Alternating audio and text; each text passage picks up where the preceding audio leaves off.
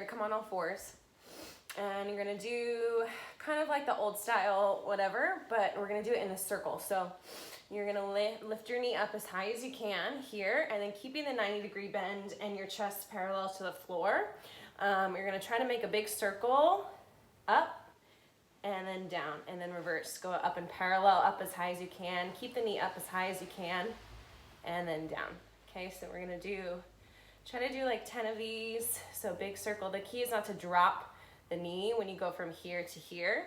You wanna keep it up as high as possible. Yeah, so don't drop it to come here. Go up and around to parallel. Try not to arch the back like I did. Keep your abdominals strong. Abdominals engaged, up and around. So do about 10 of these on each side. That'll really warm up your hips and the whole rotation of the femur and the hip socket. Let me do a couple on the other side. See, I'm shaking. Wow, this side's so much stronger for me. So try not to have too much movement in your lumbar. Keep the hip bones parallel to the floor as much as possible.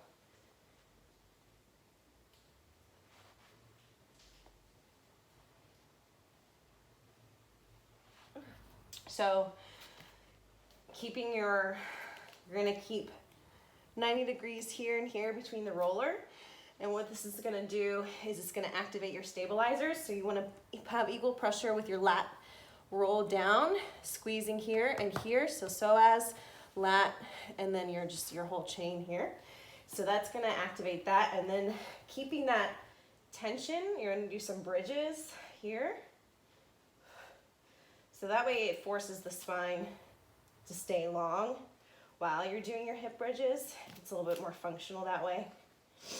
So I can barely really get off the ground, but it's important just to keep your abs fired for this. So that way you're training the glute to fire with a stabilized core. So do as many as you can with good form. When you start to fatigue, you can switch sides. So again, lat down, psoas engaged, and fire. So I'm way stronger on this side because this leg is used to working way more. That's my non-injured side. So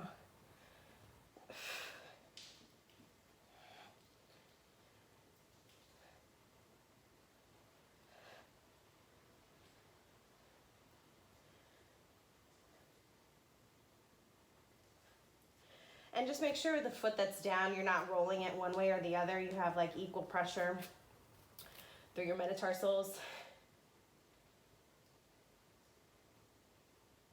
You can put in between your feet, flex like this.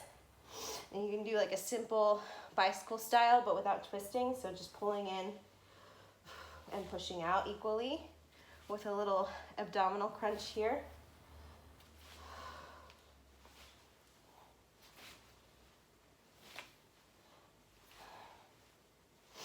Obviously try to keep your lower back down.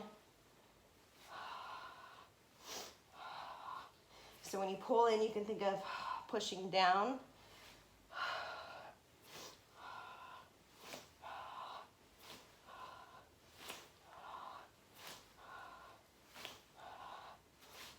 Up over your knees. So actually there's two different exercises here. So here, just make sure your shoulders, your hips, and your feet are in line, and then you've got a little triangle in your legs. This one will be clamshell, so squeezing your heels together, and when you open, try not to rock back. Feel like your hip bones are almost pressing forward in opposition to the knee going back to help stabilize. So I'm thinking of my hip bone reaching forward as I open, so that way the whole thing doesn't rock. Okay, so that's for your external rotators. And if you want, you can hold and then very slowly come down, like quick open, hold, and slowly come down. I would get a good burn on this one, go like 15, 20 on each side. of this guy. So these are for external rotators. And then the other one you can do is bring your feet a little bit more forward. So now I'm more in like my knees are more in 90 than in a triangle. So my feet are in line with my knees. And then this one, I would raise the whole leg open and close. So thinking of the shins staying parallel to one another on this one, and that's gonna get a little bit more glute med, and not so much the rotators. Okay, so the legs are staying parallel and just opening. This would be similar to when you do like a banded squat walk. You'll see it feels a little bit different. Whew, yeah, that's good. So again, go for like a good burn. Keep your, another thing you can think about in this position actually is the bottom waist. If you have a towel, you can roll up a towel and put it under your waist here. So that way the hip bones stay in line and I'm not like in a weird tilted position. So reaching the top sits bone away from you here, and the towel kind of helps shift you that way. And that way you're like really in a true like standing body position here. So both sides of your waist are long.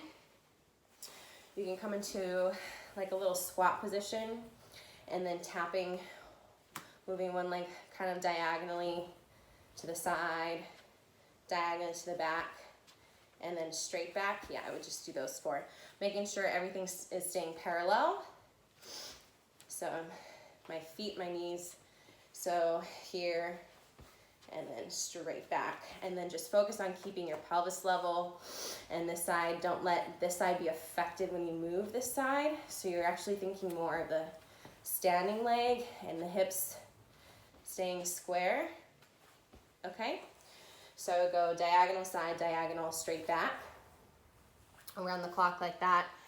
I would do like at least like 10 on one side, 10 on the other side, and then repeat. For your shoulders, you can also squeeze outward, keeping them parallel, going up and down. You can see my left one's weaker because I'm trying to find some rotation for my shoulder in my wrist. So don't do that. Keep it like this. So I can't go very high. The goal is to keep the hands over, so it's gonna work the rotators and the shoulders, up and down. Yeah, whew, it's a good one actually. And then, I don't know, start with that. And let me know. Okay, bye.